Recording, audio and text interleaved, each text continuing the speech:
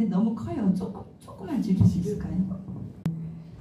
며칠 전에 제가 이제 굉장히 이제 어떤 행사가 있었어요. 그 행사 추진하는 입장에서 굉장히 바쁠 때 정신없을 때 하는 전화를 받았어요. 그래서 1시간 이런 피정이 있는데 그래서 강의를 해달라고 그래가지고 강의요? 했죠. 무슨 강의요? 아무거나. 주제는요? 했더니 아무거나. 결국은 이제 어떤 사랑에 대해서, 예수님에 대해서 이렇게 좀 체험 위주로 이렇게 얘기해달라 해서 부탁을 받고, 또 좀 머뭇거렸죠. 처음에는 좀 머뭇거린 이유가 제가 아직은 그럴 사람들 앞에 막 서고 싶다는 그런 생각은 없고, 어쨌든 그것도 강호일 주교님 3일째 대성당에서 성체신심 미사 제주교구가 돌아가면서 하잖아요. 이렇게 분당마다 3일째 대성당 아시죠? 예. 몰라요? 예. 큰 행사할 때만 뭐 사제소품이라든가 큰 행사할 때 3일 성체신심 미사 한 달에 한 번 교구 차원으로 첫회 신심 미사 교구 차원으로 이제 거기서 할 때 주교님이 다 집전을 하세요. 거기에 이제 제주도 신부님들이 사제단들이 다 오죠. 그 어마어마한 자리에 제가 육지에 그때 제가 암 수술을 받고 1년에 다시 또 암이 왔어요.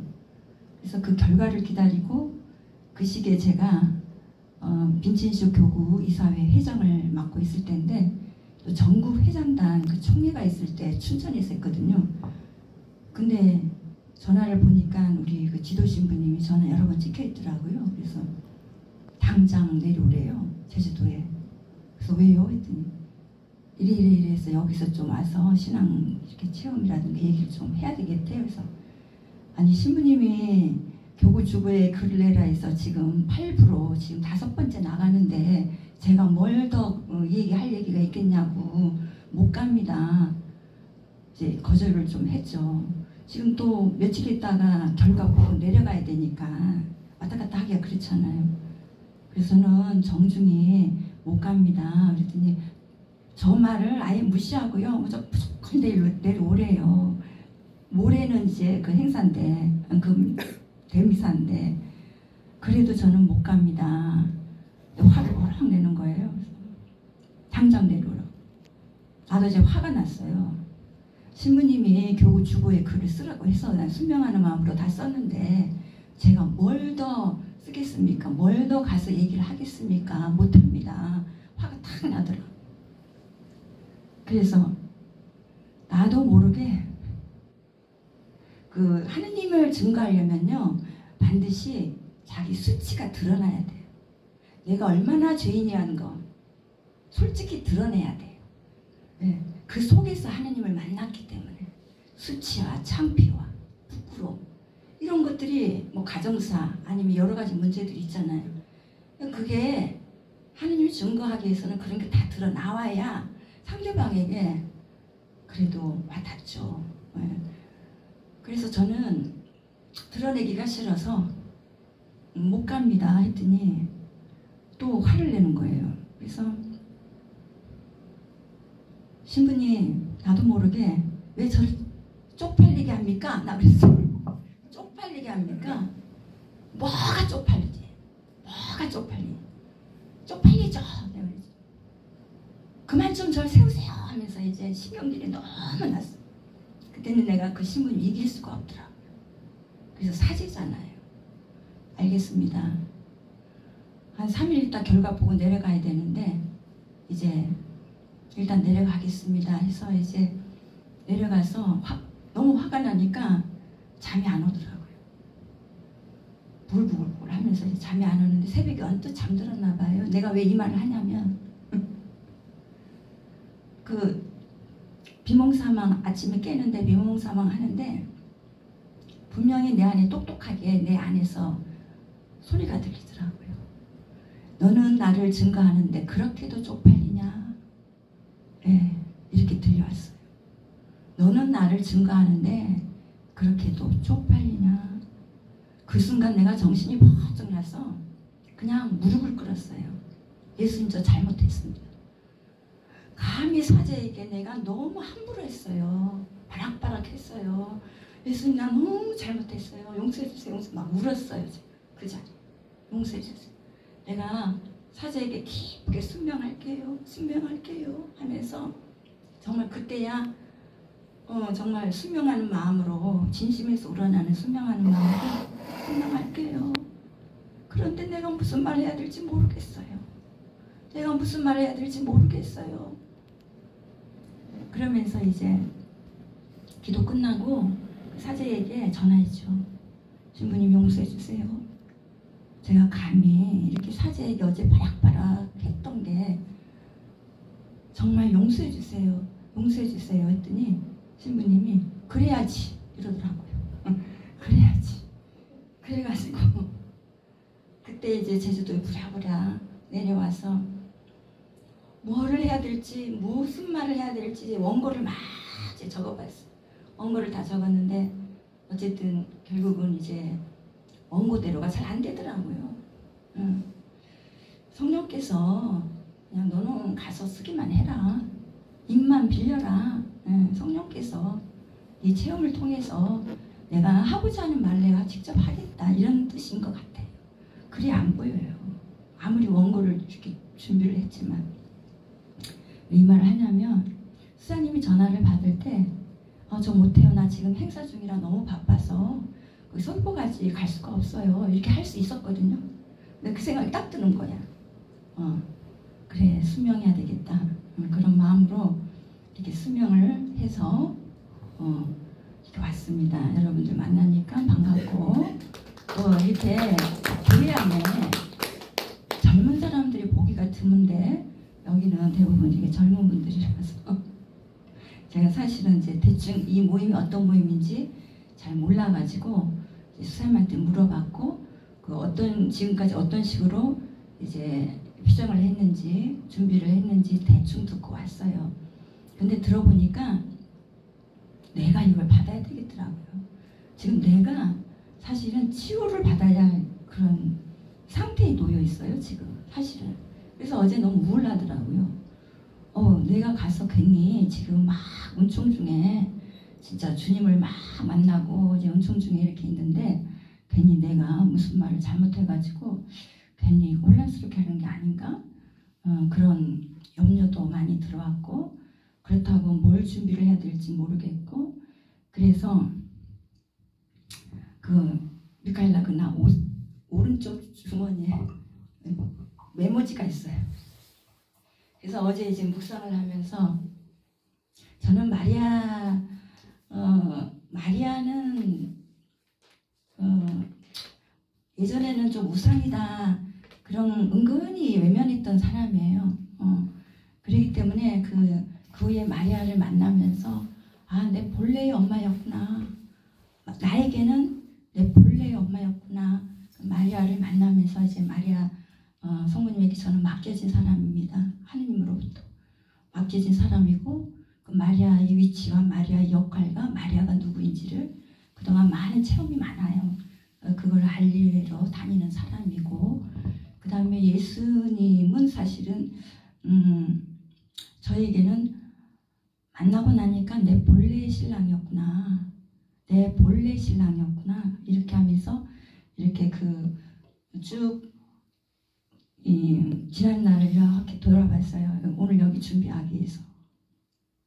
그래서 이제 내용은 나도 모르겠어요. 내용이 어떻게 펼쳐질지는 모르겠지만 그래도 여기에 포커스를 맞춰야 되잖아요. 그래서 제가 나름대로 이렇게 주제를 이렇게 잡아봤어요. 이 주제만 써가지고 온 거예요. 호세아 2장 21절 23절 말씀입니다. 너와 나는 약혼한 사이 우리 사이는 영원히 변할 수 없다. 이런 내용을 가지고 먼저 이렇게 얘기를 해야 되겠다. 그 다음에 이사야 54장 5절 제가 다 저에게 주님께서 주신 말씀이에요. 성경 말씀을 통해서 제가 알아들어요. 네. 그래서 이제 다음에는 이사야 54장 5절 너희 창조주께서 너희 남편이 아니더냐. 네. 다 우리한테 말하는 거예요. 너희 창조주께서 하나님께서 너의 남편이 아니다. 그 다음에 그 사순시기부터 이 준비를 했다면서요. 그래서 그 사순시기에 대해 순교에 대해서 관련된 책도 보고 또 성녀 소아대리사에 관련된 책도 이렇게 나눔을 했다고 들었어요. 그래서 순교에 대해서 내가 겪었던 순교가 오늘날 그 비순교가 아니고 그런 순교 겪었던 체험들이 있기 때문에 이쪽 부분 조금 언급해야 되겠구나. 그리고 결론으로는 사람들은 누구나가 다 상처투성이에요. 다 상처받고 상처 주고 그리고 사람을 통해서 고통도 오고 아니면 어떤 사건으로 우리가 고통을 많이 받게 되죠.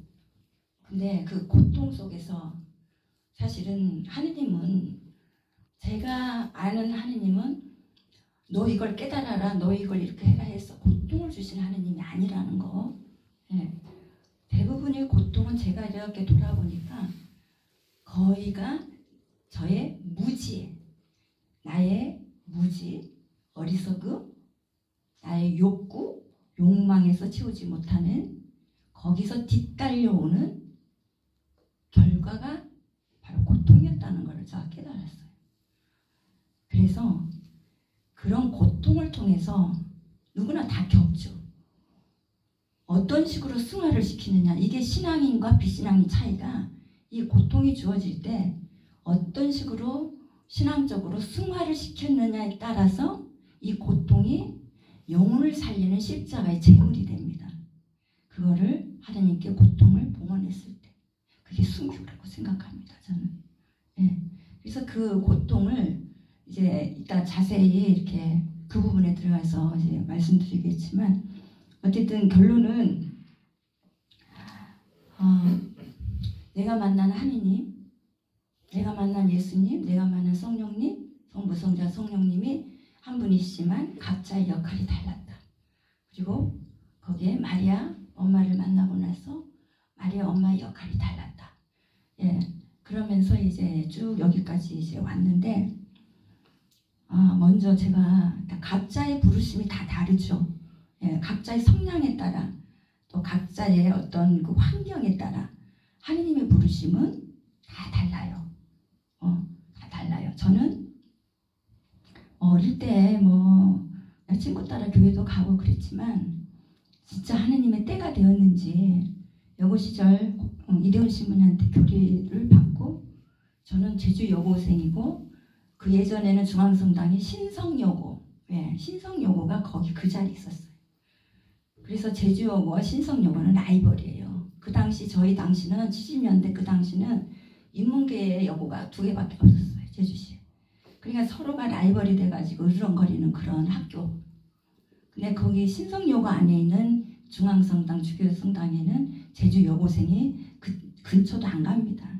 근처도 안 가는데 하느님은 저를 그쪽으로 처음 이끌어줬어요. 그러니까 신성여고생들이 바람 버글버글 있는데 제주 여고생이 홍일점 저 하나 있었어요. 그때 이대훈 신부님이 보수하신 분 계실 때 저는 무척 사랑을 많이 받았죠. 그런데 세례를 못 받았어요. 유혹에 빠져가지고.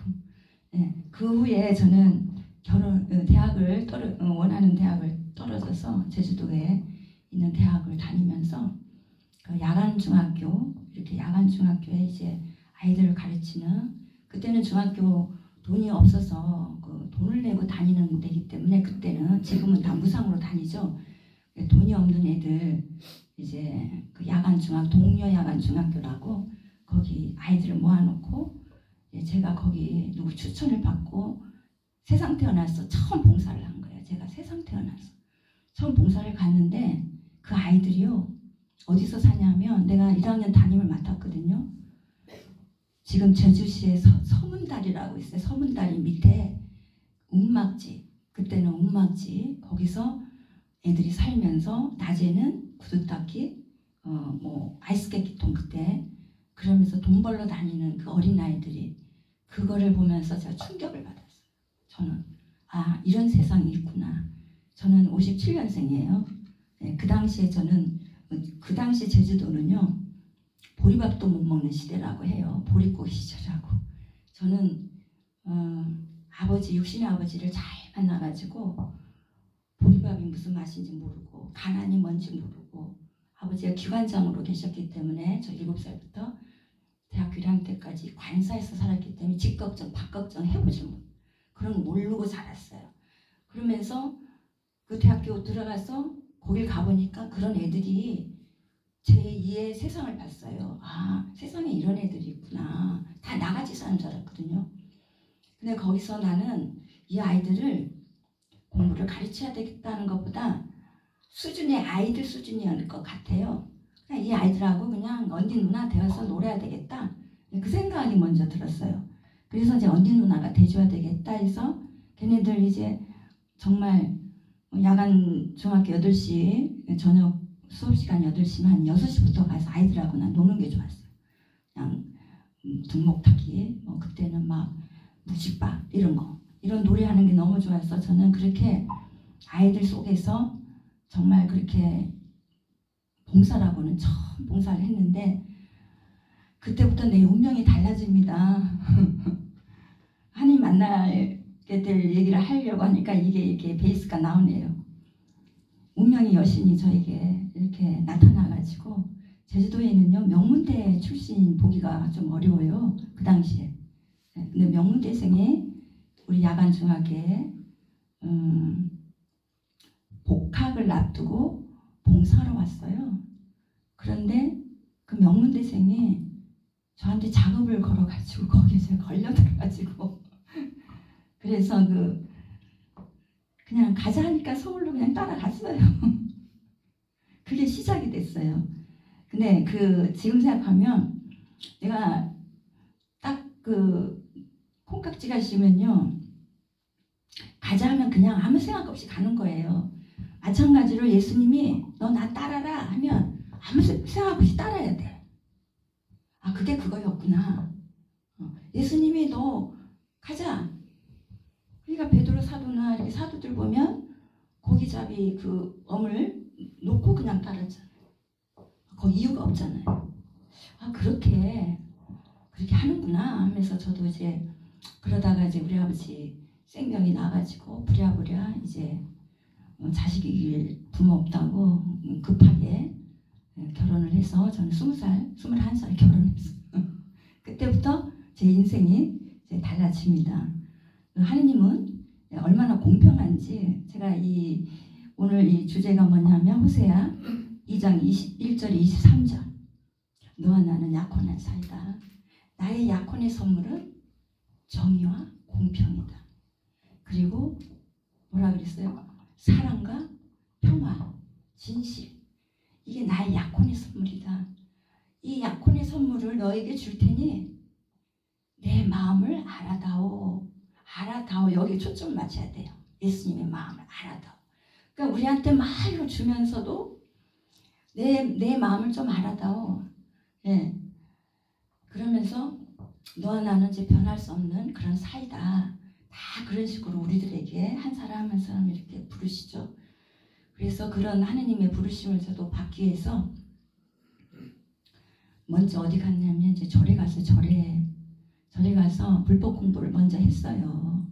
그때 기억나는 게 사성제설 4가지 진리. 그 4가지 진리를 위해서 8정도 8가지 정법. 바르게 보고 바르게 생각하고 바르게 말하고 이렇게 8가지 이 정법으로 수료를 하면서 결국은 내가 뭐가 된다? 내가 부처가 된다. 그렇게 하면서 불법 공부를 먼저 했어요. 불법 공부를 하면서 열심히 부처님한테 절을 하는데 그때 한참 절을 하는데 내 안에 음성이 들렸어요. 지금도 잊어버리지가 않아요. 뭐라고 했냐면 그렇게 절하는 게 무슨 소용이 있니? 이러더라고요. 그렇게 절하는 게 무슨 소용이야? 네가 바르게 생각하고 바르게 말을 하고 이렇게 실천하는 게 중요하지 하는 일을 음성이 들려왔어요. 그래서 뭐지? 해가지고 그때부터 저는 절하던 것을 멈췄는데 그때부터 성령이 저한테 이제 작업을 했던 것 같아요. 저는 그때 성령의 음성인 줄은 몰랐죠. 그래서 이제 그때부터 절을 안 다니고 또 얼마나 제가 또 교만했는지 그 예수를 전하는 전도하는 사람들만 오잖아요. 그러면 내가 불법 공부 조금 안다고 나를 정교하려면 불법 공부 좀 하고 오세요. 그러면서 이렇게 막 외면하고 막 이랬었어요. 그런데 그 음성을 듣고 나서 어쨌든 이 절에는 더 이상 안 갔고 우연히 코바디스라는 주여 어디로 가시나이까라는 책이 내 눈에 들어왔어요. 그래서 그 책을 보면서 저는 책을 잘 좋아하지 않아요. 만화책도 잘 안 좋아해요. 예. 그래서 이제 근데 그런 데가 그 딱딱하고 그 깨알 같은 그 세로로 쓴 그 코바디스 책을 읽어 내려가는데 아마 하느님께서는 그 책을 통해서 하느님의 현존을 처음 느끼게 했어요. 다 읽고 나서 하느님 진짜 있나? 아, 있구나. 막연한 믿음이 들어왔는데 그러고 나서 이제 남편이 이제 미국에서 공부하고 이제 다니던 회사에 들어오면서 마침 이제 대기업 전산 실장 빨리 됐죠. 나이에 비해서. 그래서 제가 27살 때 남편이 4살 위거든요. 근데 남편 회사 근처로 이사 가보니까 그 서울에 제주 오영고등학교 출신 장로교 집사님 집으로 가게 되더라고요. 그래서 저는 안 그래도 그 주여 어디로 가시나이까 책을 통해서 이제 예수님이 하느님이 있구나 막연한 믿음이 있을 때 나 교회 좀 데려가 보세요. 그래서 먼저 나 좀 교회 데려가세요. 잘 됐죠 이제 거기는. 그래서 이제 교회를 따라서 이제 가면서 무슨 생각이 드냐면 내가 하느님을 믿게 되면 마음의 평화를 얻기 위해서 믿어야지 천국과 지옥은 내가 죽어봐야 알지. 그게 안 믿어지더라고요. 내세에는 안 믿어지더라고요. 그러면서 아무 생각 없이 이제 교회를 딱 가서 맨 앞에 이렇게 앉았는데 서투른 성가를 이렇게 부르는데 갑자기 엄청난 덩어리가 순식간에 내 이마 밖으로 팍 하면서 들어오는 거예요. 엄청난 이 덩어리였어요. 덩어리 물체가 내 이마 속으로 팍 들어오는데 제가 놀랬죠. 이게 뭐지? 근데 그 순간에요. 성령이 바로 받아버린 거죠. 제가. 성령이 바로 그런 모습으로 저한테 들어온 거죠. 근데 그때는 성령인 줄은 모르고 분명한 것은 성령이 오시면 요한복음 16장 9절 성령이 오시면 우리의 죄 또 우리가 믿지 않았던 것을 잘못된 것이라고 이제 지적한다 이런 말씀이 나중에 알았어요. 근데 이제 성령이 딱 임하니까 제일 먼저 깨달은 게 내가 죄인이잖아. 그 죄인이잖아 하는 게 나는 죄인이라고 생각을 안 해봤어. 내가 이렇게 죄인이었어? 그 중에서도요. 하느님을 그동안 믿지 않았던 죄, 신뢰하지 않았던 죄, 그리고 하느님을 조금 이제 이렇게 좀 무시했던 죄, 외면했던 죄, 이게 가장 큰 대죄였구나. 그걸 깨달았어요 제가. 그러고 나서 결코 오면서도 천국까지 오고 내는 믿을 수 없어 이렇게 중얼중얼하면서 왔는데 두 번째 깨달은 거는 천국과 지옥을 보여준 건 아니었어요. 확신, 믿음의 확신 확 들어오는데 저절로 믿을 수밖에 없는 정말 있구나. 천국과 지옥이 정말 있구나. 진짜 있구나. 그 믿음의 확신이 들어오면서 믿을 수밖에 없었어요. 믿을 수밖에. 그런데 세 번째는 내가 얼마나 대죄인이고 내가 그 지옥으로 갈 수밖에 없는 죄인이었구나 하는 거를 어릴 때부터 생각지도 않은 그 아이를 건드려서 남자애가 나를 건드려서 도망가서 막 분하는 거, 막 분해하는 거, 또 막 거짓말했던 거, 이게 뭐 필름처럼 쫙 저 눈앞에 딱 펼쳐지는데 하나하나 막 그 죄라고 생각하지 않았던 것이 다 죄라고 다 들어오는 거예요. 그 순간에 내가 내가 이렇게 죄인이었어? 내가 이렇게 죄인이었구나. 그러면서 두렵죠.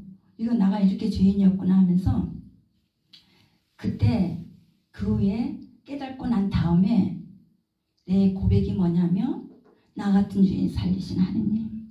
그랬어요. 나는 지옥으로 밖에 갈 수 없는 그런 저였는데 나를 살리기 위해서 예수님이 내 죄값을 이렇게 대신 저렇게 치렀구나 한 거를 깨달았어요. 그래서 그때부터 나 같은 죄인 살리신 하느님. 그 노래도 있죠. 나 같은 죄인. 이 노래도 있죠.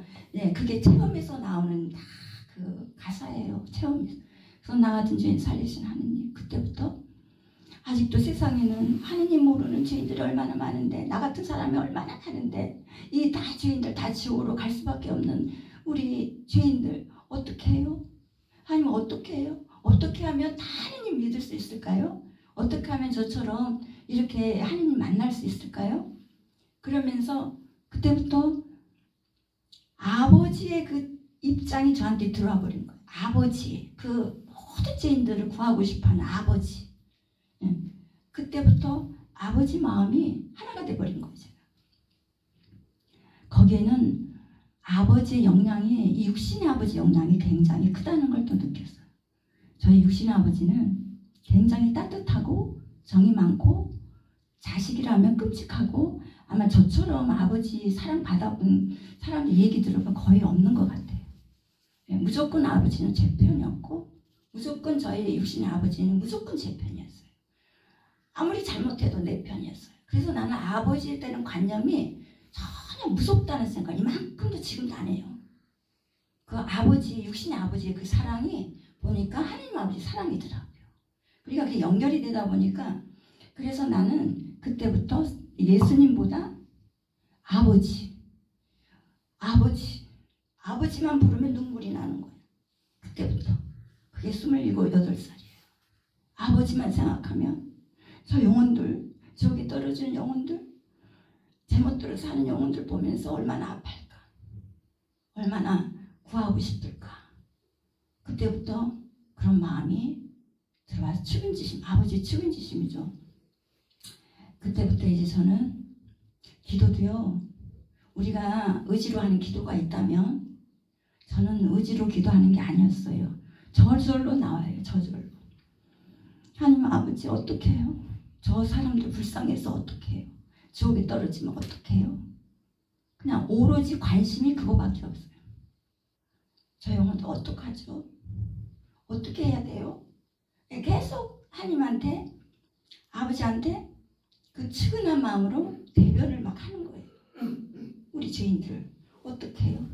또 연약하잖아요. 저부터가 너무 연약하고 저부터가 어리석고 그걸 다 깨달았기 때문에 우리의 인간은 불완전하고 하느님의 특별한 은총이 없으면 다 죄를 지을 수밖에 없고 하느님의 특별한 은총은 다 지옥으로 갈 수밖에 없는 그런 나약함을 저는 깨달았죠. 그게 인간이 비참함이에요. 인간의 비참함을 제가 그때 깨달아요. 그러고 나서 그 후에 이제 제가 가톨릭 오면서 성모님을 만나게 됩니다. 성모님을 만나면서 처음엔 성모님 외면했죠. 제가 왜냐하면 개신교에서 들었던 그게 있잖아요. 성모님의 잘못된 그 가르침. 그래서 성모님 은근히 외면했다가 거의 가정 풍파가 천주교 세례 받자마자 가정 풍파가 막 일어났어요. 그 남편이 저희 친정으로 신용보증을 섰다가 그 어렵게 공부한 남편이 그 월급에 차압이 다 들어가고 남편이 이제 저희 가정에 깨지기 직전이에요. 그런데 그런 그 풍파 속에서 남편은 남편대로 괴롭고 매일 술로, 저는 저대로 친정이라는 이유로 죄인이 됐죠. 그러면서 결국은 가정이 굉장히 이제 위험에 처했고 그 과정에서 성모님을 어떻게 만났냐면 묵주기도를 막 하다가 매달렸죠. 이제 우상이라고 외면했던 내가 할 수 없이 성모님한테 막 매달렸는데 다 내팽개 쳤어요. 내 원대로 이루어지지가 않더라고요. 그렇게 매달려도 그 남편 월급의 차압 이런 문제 해결이 안 되더라고요. 현실적인 문제 해결이 안 되더라고요. 그래서 이거 다 필요 없구나. 그러면서 이제 묵주기도니 뭐니 다 내팽개 칠 때 이제 가정에 갑자기 갑자기 저는 돈의 어려움을 겪어보지 않고 살았어요. 돈의 어려움이라고. 근데 이제 경제적인 어려움을 처음 겪습니다. 제가. 그래서 어쩔 수 없이 세를 옆방에 넣었는데 엎친 데 덮친다고 세를 넣은 게 무당신 내린 무병 환자였어요. 무당 신을 내려야 돼요. 그래서 이제 처음 들어보실 그런 그 영매자라 그러죠. 이제 그런 사람이 들어와가지고 제가 어느 날부터 알 수 없는 병에 시름시름 알 수 없는 병에게 병원에 가서도 알 수가 없어요. 그래서 굉장히 내가 시름시름 할 때 굉장히 이제 이중 고통을 당했죠. 남편은 남편대로, 저는 저대로, 친정이라는 이유로. 그래서 어쨌든 근데 이제 네 집에 파괴자가 들어갔다. 누구를 통해서? 무당, 할머니가 무당인데 무당 신 내린 굿을 해야 되는데 굿을 안 받고 끝까지 그 신하고 대적하는 그런 자가 우리 집에 온 거예요. 그래서 성모님이 알려줬어요. 너희 집에 이런 파괴자가 들어왔다. 그러고 나서 그러면서 제가 성모님을 만나는데 만나기 직전에 제정신이 아니죠. 제가 알 수 없는 병에 그렇게 시달리고 병원에 가려고 버스를 이렇게 타려면 달려오는 기차 속으로 들어가 버렸어요. 그렇게 이 파괴자는요 눈을 가리고 귀를 막더라고요. 또 달려오는 기차도 안 보이게. 그래서 저는 달려오는 기차가 버스로 착각해가지고 그래 착각을 이렇게 해요. 이 악마는요. 이 악마의 존재가 얼마나 끔찍한지.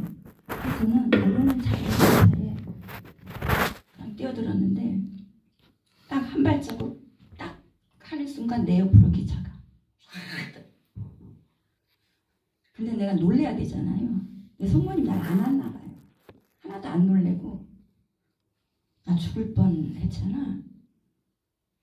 근데 너무 힘드니까 차라리 나 죽었어야 되는데 그거 생각밖에 안 났어요. 내가 죽었어야 되는데 그냥 저 기차에 깔려 그냥 죽었어야 되는데 이 살아있다는 게 좀 원망을 했어요. 제가 그때는. 근데 나중에 성모님을 만나면서 성모님이 그 묵주기도 내팽개쳤던 게 어디 안 갔구나. 그때 성모님이 하느님께서 뛰어들게 해서 성모님을 통해서 하느님이 나를 구했구나. 그걸 제가 깨달았죠. 그 다음부터 저는 성모님을 엄마라고 불러요. 내 본래 엄마였구나. 그래서 성모님을 그렇게 만납니다. 그리고 성모님에게 맡겨집니다. 이제 제가. 그런데 문제는 예수님이에요. 아까는 이제 아버지 하면 이제 우리 친정 아버지 연결되면서 그 아버지의 그 죄인들에 향한 우리 모든 인간들을 구원하고자 하는 그 아버지의 마음, 애통한 마음, 그것부터 들어왔고 그 아버지의 그 애통한 마음을 채우기 위해서 성자 예수께서 이 땅에 오실 수밖에 없었구나. 아버지의 그 마음 때문에. 그래서 그 예수님을 이제 만나게 되는데 그 후에 제가 결국은 이제 그 가정이 그런 원인으로 인해서 결국은 거의 이제 깨지기 시작해요. 그게 뭐 어쩌면 뜻인지는 저는 아직도 그건 잘 모르겠어요.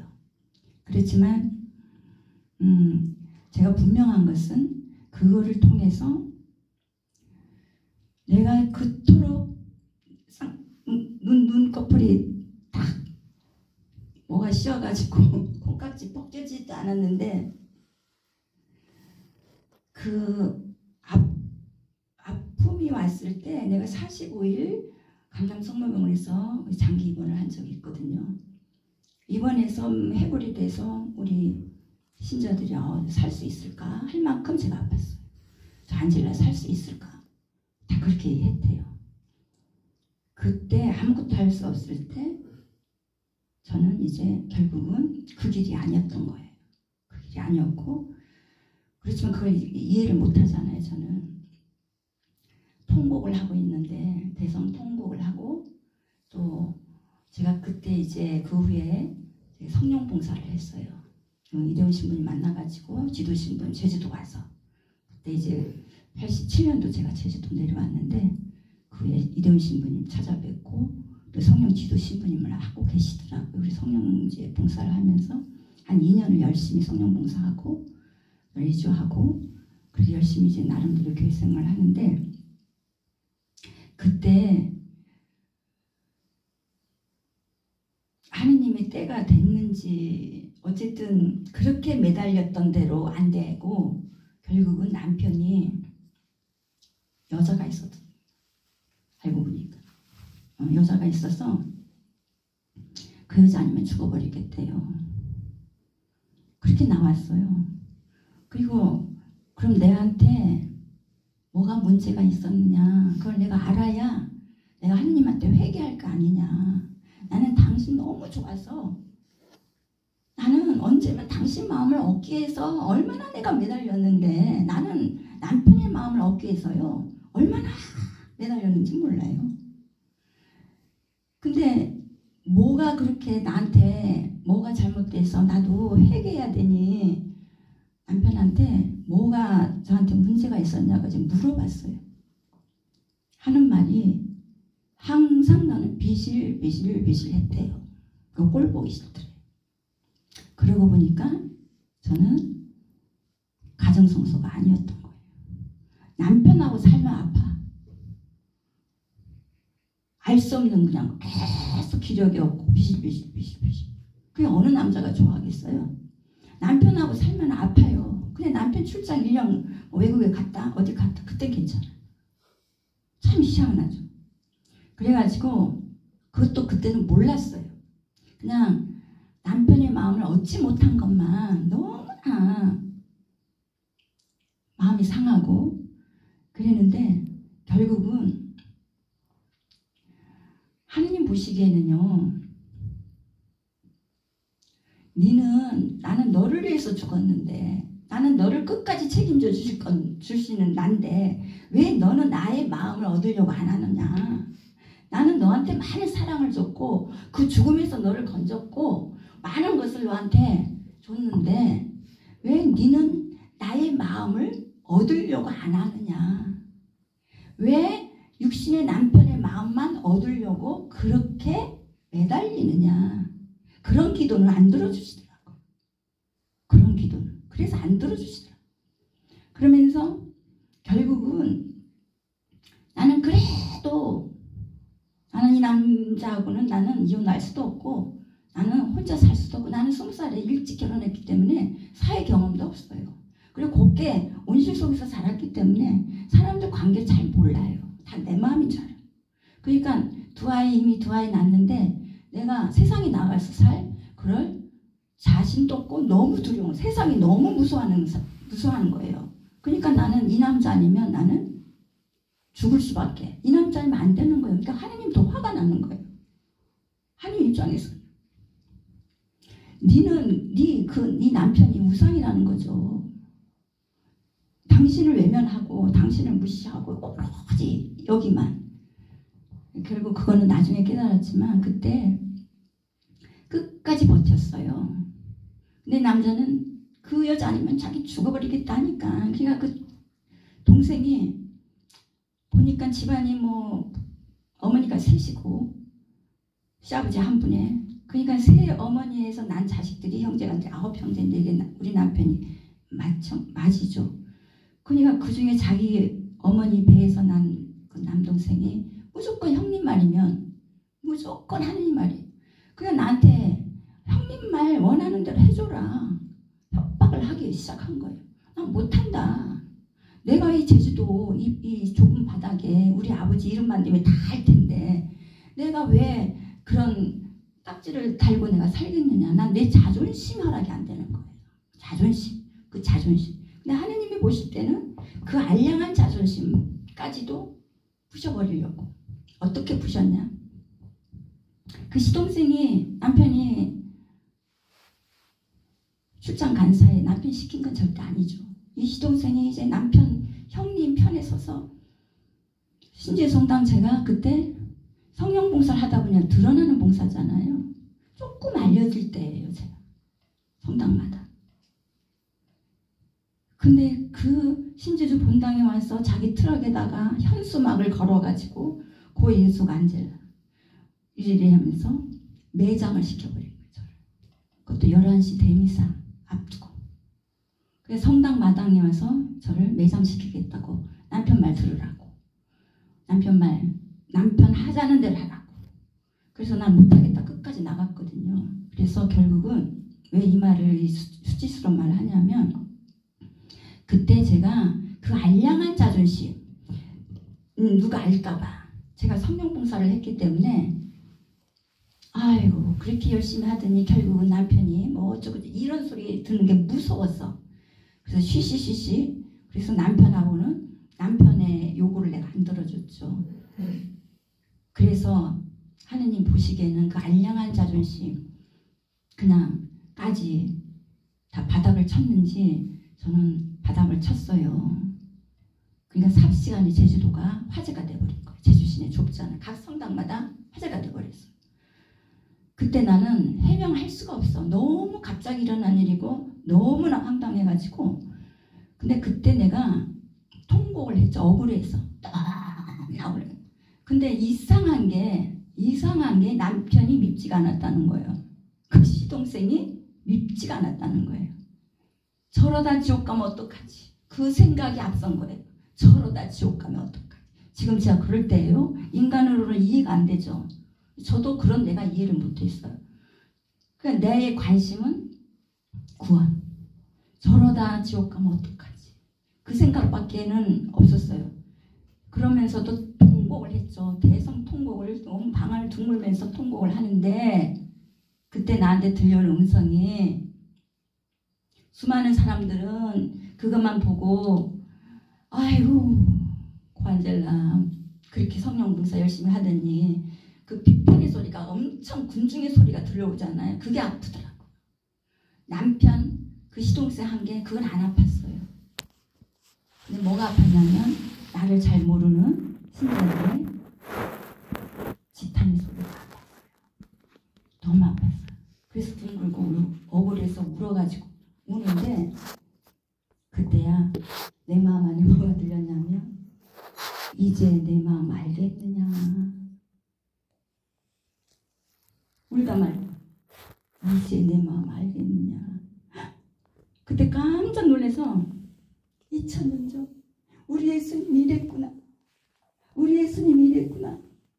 십자가에 못 박히는 그 아픔보다 군중들이 구세주인 자기를 알아보지 못한 그 아픔, 그 예수님을 조롱하고 그 정신적인 그 지탄, 그 입으로 이게 더 아팠구나. 그 순간 예수님과 제가 일치가 되버린 거예요. 겪어보지 않으면 그 상대방 입장을 잘 모르잖아요. 그냥 우리가 머리로 많이 알지만 예수님이 이랬구나. 그때 내가 그걸 깨닫는 순간 쥐야하면서 온 방을 울었어요. 그 울음은요. 내가 억울해서 앞전의 울음은 억울해서 울었지만 예수님이 이랬구나. 예수님이 이랬구나. 십자가에 못 박힌 아픔보다 당신을 알아보지 못한 이 무지한 이 죄인들 보면서 아파했구나. 이 죄인들 보면서 함부로 말을 하는 저들을 위해서 기도하면서 이게 아팠구나. 그러면서 주야 내가 소리를 지르면서 그 저를 막 지탄했던 이 신자들 있잖아요. 주님 저들은 저를 잘 모릅니다. 나라는 사람을 잘 몰라요. 모르는데 저렇게 함부로 나에 대해서 이러쿵저러쿵 저렇게 얘기를 하는데 저들을 용서해 주세요 하면서 부르짖었어요. 저들을 위해서 용서해 주세요. 저들을. 십자가의 기도를 내가 하고 있더라고요. 그 체험을 통해서. 그래서 제가 예수님의 인격적으로 그제야 만나게 됩니다. 예, 그렇게 만나면서 그래 이제야 네가 내 마음 알겠느냐? 그 후에 이제 예수님 순환으로 이제 들어가요. 제가. 왜? 아까 말했죠. 너와 나는 약혼한 사이야. 너와 나는 변할 수 없는 사이야. 그러니까 너는 나 신부야. 신부는 신랑의 마음을 알아야 돼요. 신랑에게 맨날 주세요 주세요가 아니라 신부는 내가 정말 예수님의 신부가 되려면 신랑의 마음을 알아야 돼요. 그러면 이제 이 정도는 알았어요. 근데 더 깊이 신랑의 마음을 알기 위해서 저는 악연들을 계속 만나게 되는데 그 중에 하나가 정과 구감자였어요. 그것도 성당에서 교도소 방문을 하잖아요. 신부님이 나보고 같이 가서 봉사하자 해서 네 신부님 그러면서 따라가서 봉사를 했는데 그 중에 제소자 하나가 저를 딱 찜했던 거죠. 저는 몰랐죠. 한 3번 갔나? 여기는 내가 봉사할 곳이 아니다. 왜? 나는 젊었기 때문에. 그때 내가 38쯤 됐어요. 그래서 젊었죠. 그러니까 내가 여기 교도소 봉사할 때가 아니고 그때 제가 이제 교리를 좀 가르칠 때였거든요. 여긴 내가 봉사할 곳이 아니다 해서 안 갔죠. 안 갔는데 그 제소자가 나를 찜했는 모양이에요. 그리고 이제 나와서 그렇게 나를 찾으러 그렇게 다녔대요. 나를 그렇게 찾았다. 그러면 그 팀장도 알고 있죠. 나를 찾고 있다는 건 나한테 말을 해줘야 되잖아. 알아보니까 그 담당 신부님도 알고 있었대요. 나를 찾고 있다는 거.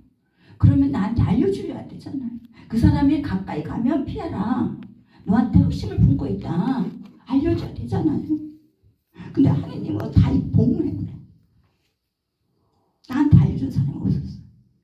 근데 어느 날 성당 마당에서 그것도 연고가 없는 장례 봉사 낮단에는 새벽까지 있어줘야 되겠다. 단단히 옷을 입고 새벽까지 있어줄 연고가 없는 장례 봉사를 하다가 새벽에 나오려고 했던 내가 내 생각대로 되는 게 아니에요. 그 중에 마지막 한 명 남은 자매가 12시쯤 되니까 막 나보고 가자고. 근데 거기는 아무도 없어. 우리 와버리면 거기는 내 생각대로 되는 게 아니에요. 그 중에 마지막 한 명 남은 자매가 12시쯤 되니까 막 나보고 가자고. 근데 거기는 아무도 없어. 우리 와버리면 거기는 아무도 없어요.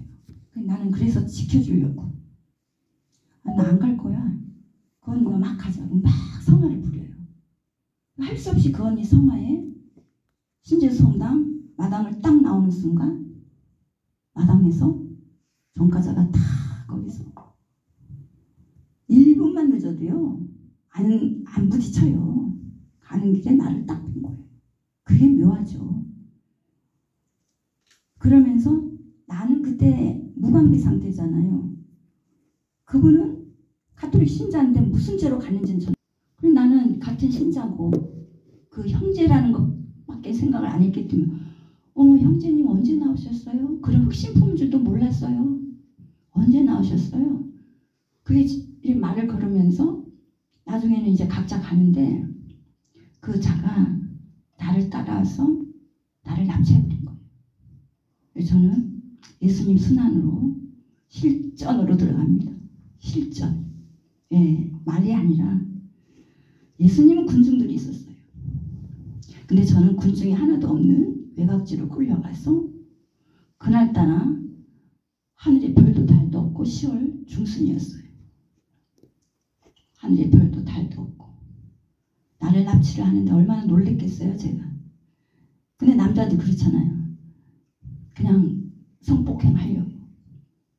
근데 내가 끝까지 내가 발악을 하면서 그러면 뺨을 때려 머리채 뜯고 내가 왜 이제는 이런 말 할 수 있어요. 예. 머리채 뜯기고 뺨을 맞고 발로 치고 그러다 도망치다 잡히면 또 폭행당하고 끝까지 나는 허락을 할 수가 없더라고요. 죽으면 죽었지. 그러면서 저는 5시간을 그자 손에서 폭행과 머리채, 뺨 그러면서 그런데 예수님이 십자가에 매달려서 죽었는지 살았는지 확인하는 게 뼈를 뿌리는 거잖아요. 근데 뼈를 안 부러뜨렸잖아요. 그게 하나님 뜻이잖아요. 근데 나는 그 상황에서 성폭행은 하나님이 허락을 안 했어요. 아, 그거였구나. 그러고 나서 나는 한 5시간, 6시간 끌려다니면서 순환의 길을 걸었죠. 그리고 탈출을 하는데 마침 행길 막 외곽지로 거기는 길이 없었어요. 근데 행길이 나오는데 멀리서 승용차가 오면서 나 살려달라고 하면서 탈출을 해가지고 그 승용차에 의해서 저는 탈출을 합니다. 탈출을 하는데 내가 왜 이 말을 하냐면 저는 헝클어진 머리 상태 뺨작 온몸의 흑투성에 경찰서를 가야 되잖아요. 근데 저는 경찰서로 가는 거를 몰랐어요. 어디로 갔냐면 저희 신제수 성당 가가지고 사제관 그 새벽 탈출한 시간에 새벽 6시니까 사제관 문을 두들기면서 신부님 나오는데 언제는 너 왜? 웬일이야? 왜? 그때 사제관들을 다 엎어버렸어요. 제가 사제관 다 미치관이 됐죠. 그냥 막 미치광이를 돼버렸어요.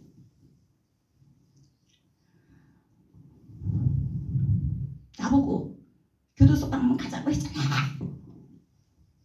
이 탓이 막 나오는데 너무 놀래가지고 앉아라. 지금 놀래. 나보고 교도소 방문 가자고 했잖아. 그때 여럿이 갔어요. 우리 자매들이. 막 그 탓을 하는데 신부는 너무 놀래고 식복사도 나와가지고 너무 놀래가지고 막 안정을 시키고 물을 먹이고 그러면서 이제 조금 안정이 되더라고요. 심해 막 안수해주고. 그리고 저는 감실로 왔죠. 감실에 오니까 아무도 없더라고요. 마침 새벽이라. 또 이제 감실 앞에서 발광을 하는 거예요. 하필 왜 나예요? 왜 저냐고. 주님 왜 저냐고. 왜 하필 저냐고 하면서 막 소리를 막 질러대고 막 그냥 그랬더니 지치더라고요. 제가 밤새 시달렸잖아요. 주님한테 대드는 것도 지치더라고요. 그래서 풀썩하게 주지 않고 십자가를 바라보는데 조금 안정이 되더라고요. 그러고 나서 음성이 또 들려왔어요.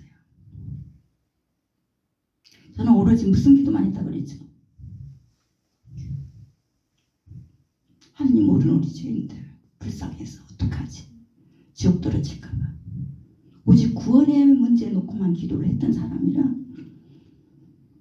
무슨 소리가 들려왔냐면 저자를 위해서 기도할 자가 누군가가 필요하다.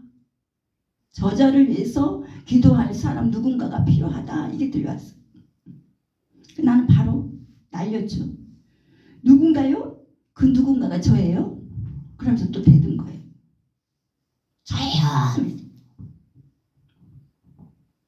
그러고 나서 이제 풀썩 주지 않고 또 바라봤죠. 바라보는데 아버지가 정가 구범자야. 그 영혼을 구하고 싶어 하는구나. 아버지가 그 영혼을 구하고 싶어. 그 아버지도 그 전과자도 신자예요. 가톨릭 신자예요. 알아보니 그 집안이 열심한 집안인데 그 막내만 그렇게 그냥 평생을 교도소 들락날락. 그 어머니가 친부는 아니지만 굉장히 무주기도를 많이 했나 봐요. 때가 된 것 같아요. 아버지가 저런 그 정가구범자도 멸망을 원치 않고 누군가가 기도가 필요하구나. 그걸 깨닫는 순간 아빠 그래서 하나님 아빠 기도할게요. 그 자를 위해서 내가 기도할게요. 그 자를 구하고 싶은 아버지 때문에 그 자를 위해서 기도할게요. 그때부터 묵주 54일 기도를 1년을 했죠. 근데 우리가 그 아버지 마음을 이렇게 알아듣고 거기에 응답을 하면요. 기적이 일어납니다. 그 순간 그렇게 할게요. 할 때 내 안에 간밤에 그 악몽, 그 고통, 그 수치 이게 싹 없어지더라고요. 싹 없어지면서 평화의 물결이 이렇게 들어오더라고요. 넘시 하면서 내 안에 평화의 물결들이 막 들어오더라고요. 그래서 제가 바로 치유가 일어나더라고요. 그러니까 우리가 생활 속에서 저는 이거는 좀 특별한 거죠. 특별한 체험인데 내가 하고 싶은 말이 뭐냐면 우리는 사건들을 겪습니다. 주로 사람을 통해서 고통받고 저는 사람을 통해서 고통을 받았잖아요. 그리고 어떤 사업을 잘못해서 그 사업으로 인해서 고통받고 이 다양하죠. 이 고통이 주어지는 고통이. 근데 그 고통 속에서 함께 하시는 아버지가 있다는 걸. 그리고 그 아버지 이 상황에서 아버지의 음성을 들을 때 거기에 응답할 때 기적이 일어나는구나. 그걸 제가 그때 이렇게 체험을 하면서 그러고 나서 저는 그때 그 후에 이제 그 기도를 했으니까 열매가 있어야 되잖아요. 그런 기도는요 하나님이요 바로 응답을 바로 열매를 맺게 해주시더라고요. 그래서 그 전과자뿐만이 아니라 나를 공격했던 그런 사람들, 그 사람들에서 기도했잖아요. 저들은 저를 잘 모릅니다. 자기 기준으로, 자기 생각으로 판단. 그러니까 여러분들 절대 자기 기준으로 상대방을 보고 자기 기준으로 말을 하고 자기 기준으로 결정하고 무서운 죄예요. 자기 중심이잖아요. 하느님 중심으로 바라봐야 돼요. 그 사람. 하느님의 중심으로. 그래서 우리가 입으로 얼마나 죄를 짓고 얼마나 하느님의 마음을 아프게 드리는지 우리가 죄를 지을 때마다요 가시가 돼가지고 성모님 송심에 심장에 박힌대요. 그 내 말이 아니고 예수님이 예수님이 루치아 수녀, 파티마 수녀 그 이렇게 발현했던 그 수녀에게 예수님 직접 나타나서 그렇게 말을 했어요. 당신 어머니 심장을 보여주면서 심장에 가시가 얼마나 박혔는지 사람들은 계속 죄로 내 어머니의 심장을 이렇게 찌르고 있다. 이 어머니의 심장에 찌른 가시를 빼어드리는 사람이 한 사람도 없대요. 한 사람도 없대요. 그래서 그 루치아 수녀에게 너만이라도 빼드려라. 그래서 저는 오늘날 이제 그 남편, 육신의 남편은 나의 결국은 우상이었고 우상에게 그게 집착인가요? 그 남편에게 그 마음을 얻고 싶어서 사랑받고 싶은 거죠. 아버지 사랑을 받았던 제가 그냥 남편의 사랑을 막 받고 싶은 거죠. 네. 근데 남편은 너무 냉랭했어요. 너무 저에게 너무 냉랭했어요. 그것도 운명인 것 같아요. 근데 그 빈자리에 아까 두 번째 이사야 54장 5절 그 수많은 그렇게 엄청난 수치와 고통 그 겪고 나서 나한테 하시는 말씀이 이사야 54장에 다시는 수치를 당하지 않으리라. 다시는 창피를 당하지 않으리라. 그러면서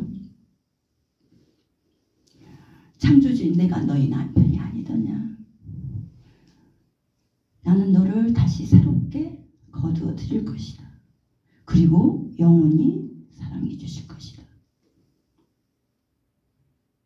비로소 저는 남편이 예수님이 내 남편이라는 걸 알았어요. 예수님이 내 남편이라. 아, 예수님이 나를 끝까지 책임져 주실 남편이 본래 남편이었구나. 아, 나의 본래 남편이었구나. 그러면서 내가 너희 남편이 아니더냐. 처음에는 못 알아들었지만 여러 차례 그러면서 이제 제가 알아들었죠. 그래서 제가 예수님을 남편으로 내 중심부에 모셨죠. 근데 여러분들 중심부에, 가장 중심부에 누가 있는지? 대부분 엄마들은요, 내 자녀가 있어요. 가장 중심부에. 응? 저는 남편이 있었어요. 자녀보다. 왜? 그 사랑에 그 받고 싶은 그게 굉장히 강했던 것 같아요. 응. 그 남편에게 사랑받고 싶은 그게 굉장히 강했던 것 같아요. 그래서 남편이 내 중심부에, 그게 하느님이죠. 어떻게 보면 그게 우상이죠. 근데 대부분이, 내가 하고 싶은 말은, 우리 엄마들은 특히 내 중심부에 자녀를 둡니다. 아니면 남편, 아니면 돈, 아니면 특히 남자들은 명예욕에 강하죠. 명예욕. 그런 것들을 우리 가장 중심부에 두는데, 그게 사실은 우상이라고 생각을 안 하죠. 나도 못했으니까. 근데 알고 보니까 그게 우상이더라고요. 그래서 내가 그 남편과의 그 체험을 하면서, 우상을 섬긴 자는 반드시 우상에게 망한다. 예. 돈을 중심부에 두면 그 사람은 돈, 아니면 명예, 자녀, 반드시 그걸로 망한다. 예. 그럼 그거를 제가 이제 깨달았고, 그러면서 이제 주님의 마음을 제가 알아들이면서, 남편이잖아요. 어느 날 보니까 제 남편처럼 내가 하고 있더라고요. 밤이면 밤마다 성모님과 함께 세상을 위해서, 구원을 위해서, 평화를 위해서 눈물 콧물 범벅이며 아버지의 그 측은지심으로 그렇게 하고 나서 잠자리에 딱 들 때는요, 예수님 이제 그만, 우리 세상 사람들 때문에 그만 마음 아파하세요. 우리 그냥 우리끼리 자요. 남편한테 하듯이 해요. 저는. 예수님, 밤이면 밤마다 죄인들이 그렇게 죄를 지어서 그렇게 마음 아파하시는데, 아이 그만 아파하시고요. 나랑 그냥 자요. 그러면서 예수님 끌어안고, 저는 진짜 남편한테 하는 것처럼, 예수님, 다 여기저기 다 계시잖아요. 나갈 때 예수님, 여기도 계시고, 여기 계시, 우리 집에 계신 예수님 잘 지켜주세요. 다녀올게요. 나갔다 예수님, 저 없어서 심심했죠? 아이고, 우리 있으면 어떡하지? 뽀뽀 하면서 막 애교를 부려. 나는 예수님을 이제 그렇게 남편처럼 이렇게 그렇게 생활을 합니다. 그리고 그 세 번째, 순교. 순교는요, 뭐 이제 와서 뭐 예수 믿는다고 막 잡아가지고 그리고 그러진 않잖아요. 피해 순교가 아니라 요즘 백색 순교라 그러죠. 이거 순교가 이거 뭐지? 그걸 깨달은 게 어느 날 유혹이 왔어요. 저에게도 엄청난 유혹이, 달콤한 유혹이 왔지만, 우리 안에 끊어내야 하는 게 너무 많더라고요. 내 안에 보니까 뭐 이것도 하고 싶고 저것도 하고 싶고, 근데 욕구 있잖아요. 욕구. 그리고 욕망. 그리고 뭐 여러 가지 보니까 내 자아, 교만. 내가 나를 보는데 내 중심으로 말을 하고, 내 중심으로 그 사람을 어느 날부터 나도 저 사람 왜 저래, 그냥 내 중심으로 바라보니까 이게 마음에 안 드는 거예요. 그렇게 하면 안 돼. 그냥 다 내 중심으로 모든 것을, 내가 그 순간 깨닫는 순간 놀랬죠. 이게 아무리 내가 열심히 활동하고 열심히 기도를 하고 내가 하느님의 사람이라고 아무리 내가 마지막 날 마태복음 10장 21절에 주여 주여 다 한다고 나는 결코 난 너를 몰라 이렇게 나오겠구나. 그때는 이제 내가 내 안에 들여다보면서 내 기준에서 이게 굉장히 무서운 교만이고 이걸 끊어내지 않으면 결코 나는 마지막 날 나 너 몰라. 내가 아무리 남편 이것도 해주세요. 아무리 내가 인격적으로 그런 관계를 일치를 이루고 이렇게 생활을 했다 해도 내 안에 그런 것이 발견하지 못하면 끊어내지 못하면 마지막 날에는 그 남편이 나 너 몰라 이렇게 나올 수도 있잖아요. 그러니까 두려운 거예요. 그래서 제가 이제 그 다음부터는 이제 저는 이제 그 회장직이라는 이 교회에 맡겨진 책임만 거의 20년 넘게 하고 있어요. 교구 빈첸쇼 회장으로부터 시작해서 그러면 이거 내 중심으로 하는 건가? 그때마다 어떻게 해야 되느냐? 제가 우리 아이들한테도 가르쳤던 게 어릴 때부터 가르쳤던 게 신앙의 모토가 가훈이에요. 무슨 일을 하든지 주님께 여쭈어라. 공동번역 잠언 3장 무슨 일을 하든지 주님께 여쭈어라. 그러면 주님께서 길을 열어주신다. 그리고 잠언 3장 16절 잠언 16장 무슨 일을 하든지 계획은 사람이 세우고 결정은 하느님께서 하신다. 결정은 하느님께서.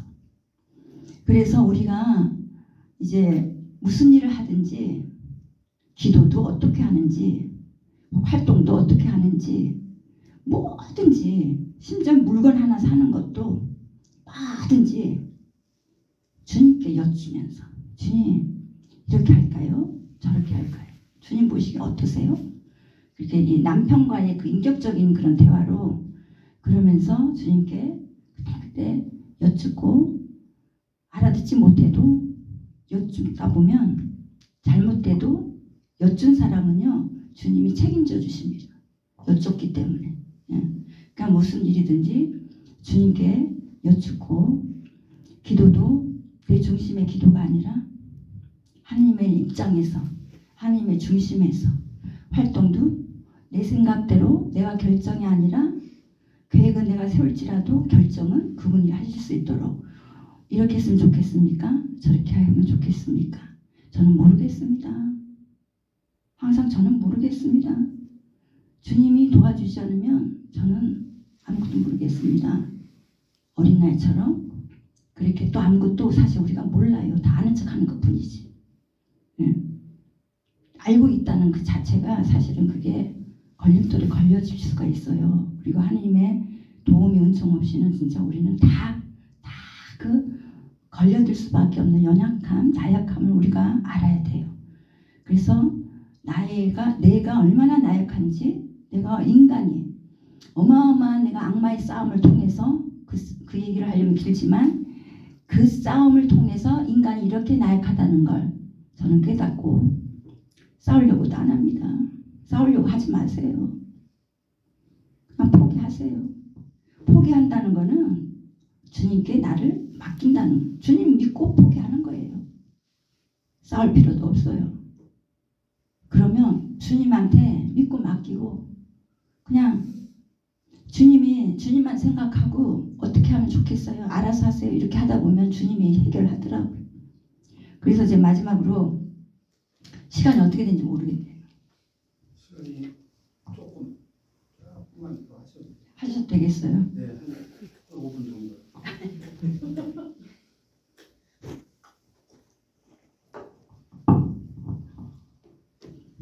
이 밤이 새도록 얘기가 나올 것 같아서 절제해야지.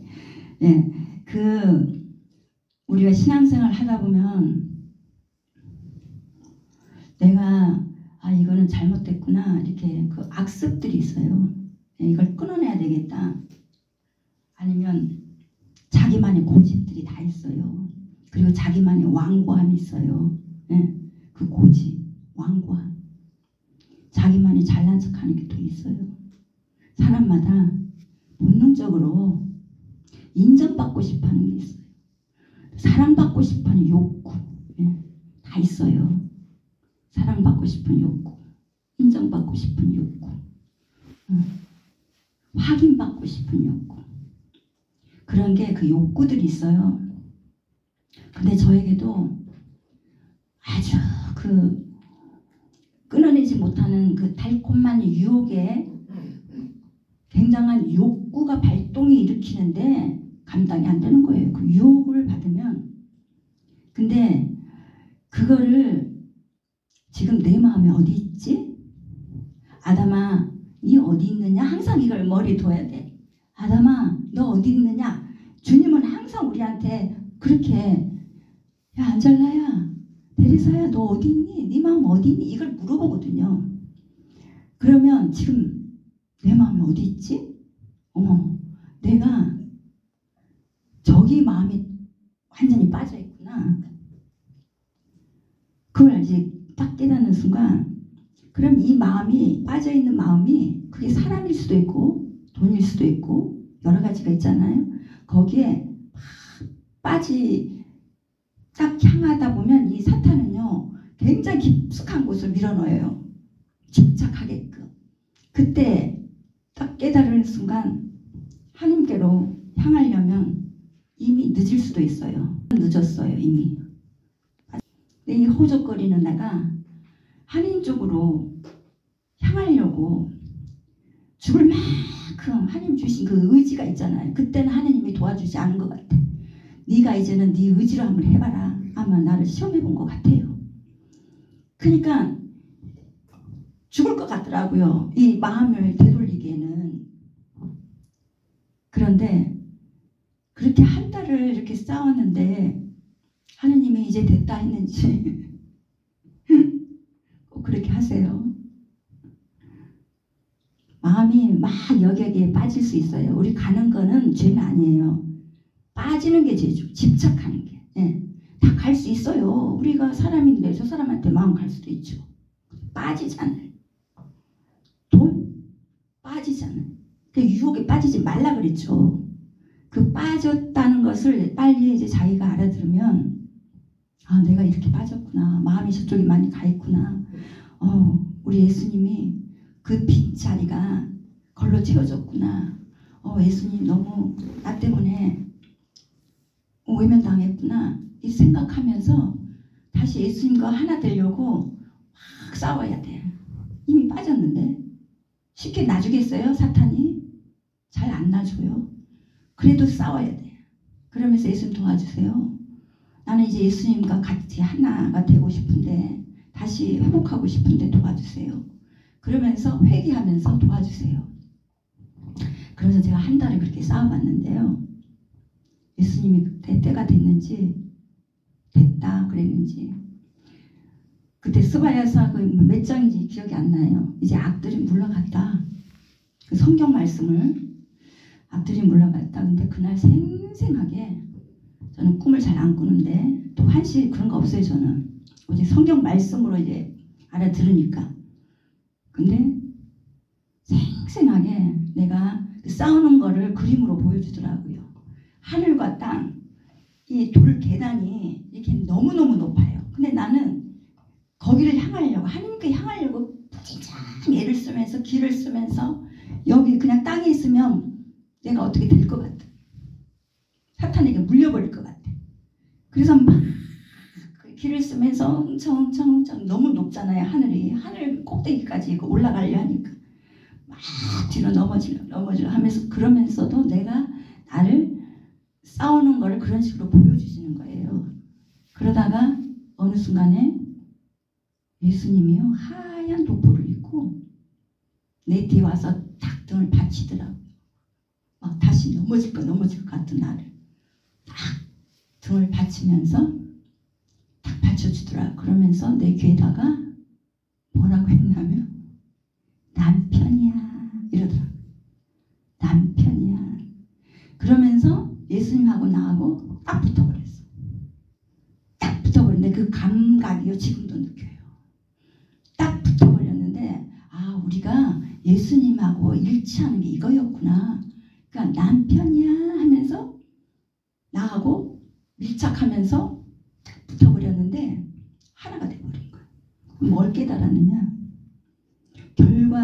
물론 결과는 나중에 이제 주님께서 결과물은 그 주님께서 하실 일이고 우리가 할 것은요 마음이 뺏겼잖아요.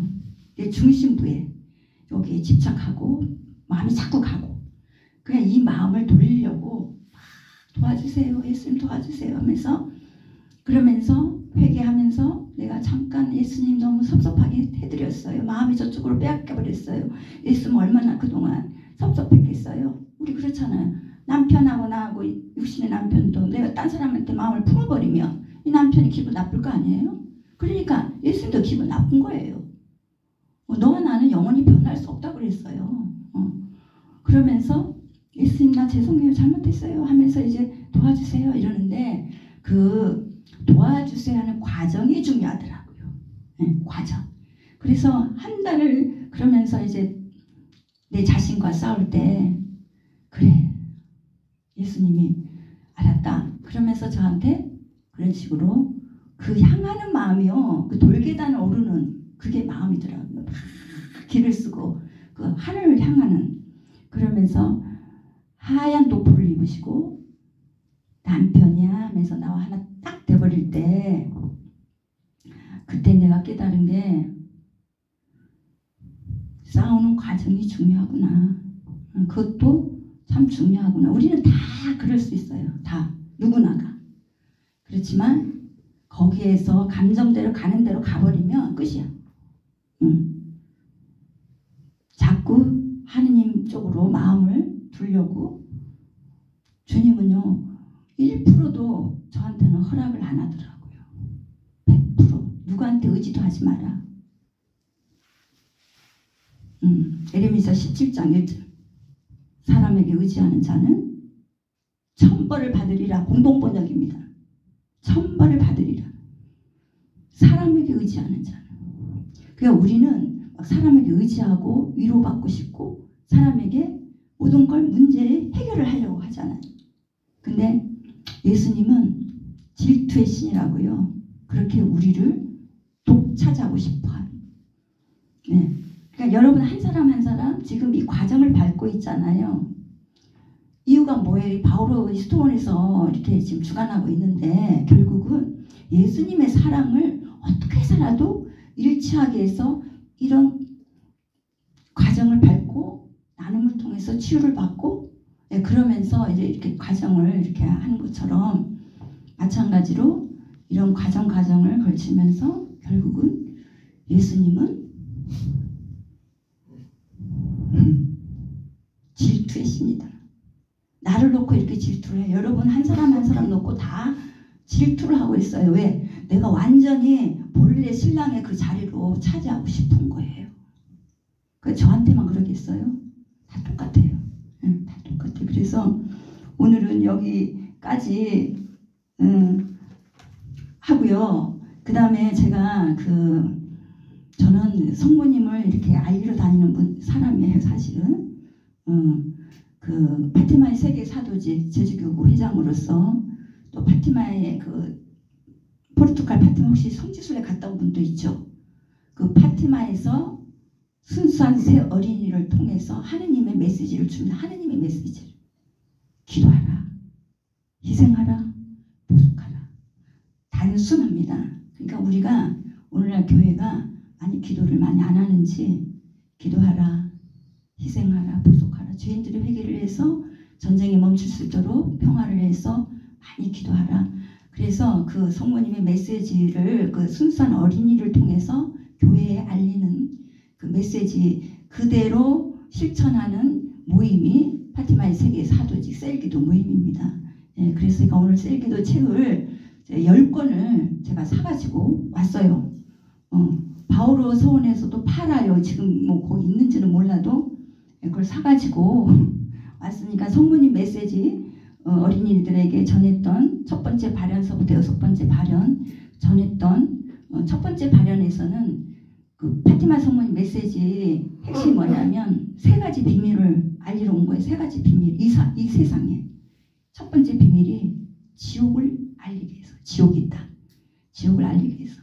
그리고 공산국가의 정세, 세계 정세, 그걸 알리기 위해서. 두 번째 비밀, 세 번째 비밀이 교회, 우리 교회의 정세를 알리기 위해서.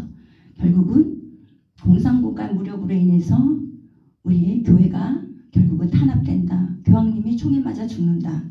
위에 예언하러 온 곳인 거예요. 실제 요한 바오로 2세 교황님이 총에 맞았죠. 성모님의 예언한 그대로 다 지금 이루어지고 있어요. 지금. 그래서 우리가 어떻게 대처를 하느냐? 묵주기도 많이 하시고 성모님이 원하는 대로, 그 다음에 우리가 회개할 거 있으면 회개하고, 또 우리가 희생, 생활 속에서 크고 작은 이제 고통들을 당할 때마다 어떻게 피할 수 없잖아요. 저도 마찬가지.